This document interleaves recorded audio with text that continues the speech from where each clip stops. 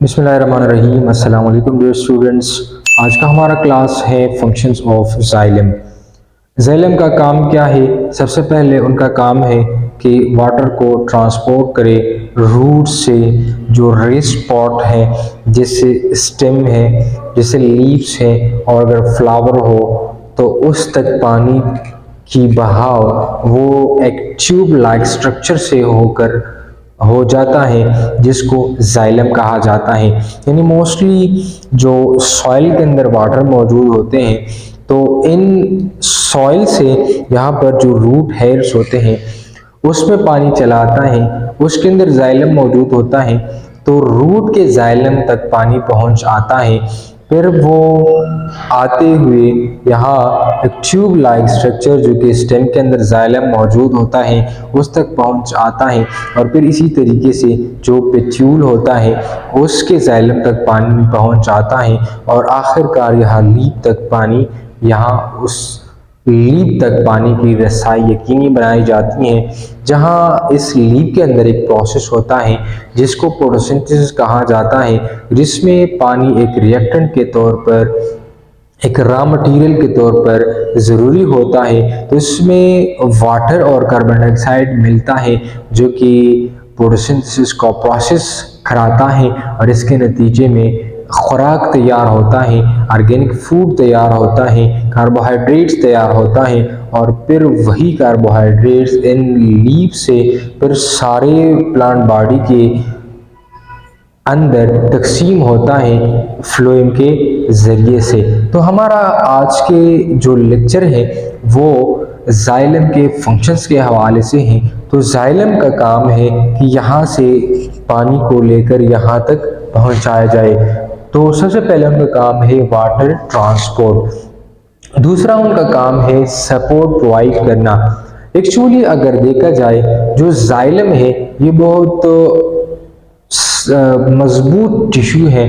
ये मजबूत टिश्यू इसलिए है क्योंकि यहाँ पर सेलुलोज भी डिपॉजिटेड है। उसके सेल वॉल वो थिक सेल वॉल है क्योंकि उसके अंदर सेलुलोज है, हेमी सेलुलोज है, साथ में पैक्टीन भी है और लिग्निन है। तो इन तमाम पॉलीसैकेराइड्स और इन तमाम चीज़ों के डिपोजिशन की वजह से ये बहुत मजबूत है। तो जिन जिन टिश्यू के अंदर, जिन जिन ऑर्गन्स के अंदर जाइलम टिश्यू मौजूद होगा, तो ये सपोर्ट प्रोवाइड करेगा, ये मैकेनिकल स्ट्रेंथ प्रोवाइड करेगा क्योंकि ये खुद मजबूत हैं। तो जिस प्लांट आर्गन के अंदर ये जाइलम टिश्यू होगा तो ये मैकेनिकल सपोर्ट प्रोवाइड करेगा, मैकेनिकल स्ट्रेंथ प्रोवाइड करेगा। तो दूसरा उनका काम है सपोर्ट। इसके साथ ये जाइलम सेप की ट्रांसपोर्टेशन में बहुत अहम किरदार अदा करता है। अभी जाइलम सेप क्या है?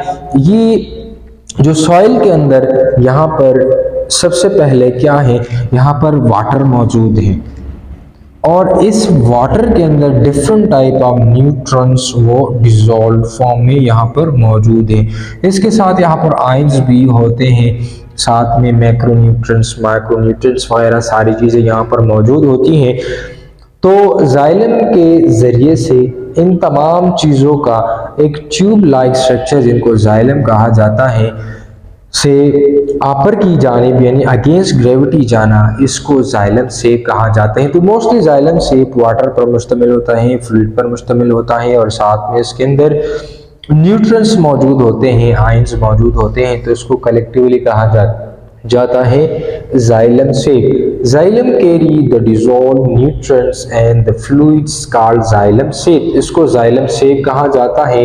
Movement of xylem sap is through passive process. यहाँ से जो चीज़ें डिसॉल्व फॉर्म में यहाँ पर मौजूद हैं, तो वो जब ये रूट हेयर जज़ब करते हैं और फिर जाइलम के ज़रिए से उनका बहाव होता है अगेंस्ट ग्रेविटी, तो ये तमाम प्रोसेस पैसिव ट्रांसपोर्ट है। यानी यहाँ पर कोई एनर्जी की रिक्वायरमेंट्स नहीं है, कोई एटीपी यहाँ पर प्लांट्स की यूज़ नहीं हो रही, बल्कि ये एक पैसिव ट्रांसपोर्ट है। और पैसिव ट्रांसपोर्ट वो ट्रांसपोर्ट होता है कि जिसके अंदर कोई एनर्जी की रिक्वायरमेंट्स नहीं होती, कोई एनर्जी की नीड नहीं होती। तो अगर देखिए पैसिव ट्रांसपोर्ट को, तो पैसिव ट्रांसपोर्ट वो प्रोसेस होता है जिसमें चीज़ें, जिसमें आयंस, जिसमें मॉलिक्यूल्स अपनी ज़्यादा कंसंट्रेशन वाले रीजन से कम कंसंट्रेशन वाले रीजन की तरफ बहाव करते हैं, मूवमेंट करते हैं, तो इसको कहा जाता है पैसिव ट्रांसपोर्ट। तो अगर देखें यहाँ जो रूट हेयर है, तो इस रूट हेयर के अंदर जो रूट हेयर है, रूट हेयर, तो इसके अंदर पानी की कंसंट्रेशन क्या है, वाटर क्या है, लेस अमाउंट में है। इसके साथ अगर हम सॉइल की बात करें तो सॉइल के अंदर जो वाटर की कंसंट्रेशन है वो क्या है, मोर है। तो यहाँ वाटर जो कि अपनी ज़्यादा कंसंट्रेशन वाले रीजन से इस रूट हेयर के कम कंसंट्रेशन जो रूट रीजन है उसके अंदर पानी कम है, तो यहाँ पर ज़्यादा है सॉइल में, तो सॉइल से ये पानी रूट हेयर्स में मुंतकिल होता है। तो इस प्रोसेस को पैसिव ट्रांसपोर्ट कहा जाता है और इस पैसिव ट्रांसपोर्ट के अंदर कोई एनर्जी इस्तेमाल नहीं हो रही। अच्छा, अब ये जो जाइलम शेप है जो कि यहाँ से यहाँ तक इन तमाम चीज़ों की तरसील होती है, तो इसमें कुछ मैकेनिज्म इन्वॉल्व है, कुछ फिनोमेना इन्वॉल्व है, जिसमें पहले नंबर पर है रूट प्रेशर। इस रूट प्रेशर के जरिए से भी जाइलम शेप इन रूट से अगेंस्ट ग्रेविटी स्टेम की जानिब हरकत करने लगता है। तो इसको एक फिनोमेना है जिसको रूट प्रेशर कहा जाता है, तो इसके जरिए से जाइलम शेप मूवमेंट करता है। दूसरी नंबर पर है प्रेशर फ्लो हाइपोथेसिस, तो इसके जरिए से भी xylem sap against gravity root से स्टेम और जो एरियल पार्ट ऑफ प्लांट है उस तक मूवमेंट करता है। तीसरी नंबर पर है ट्रांसपिरेशनल पुल, इसके जरिए से भी xylem sap against gravity aerial part of plants की तरफ हरकत करने लगते हैं।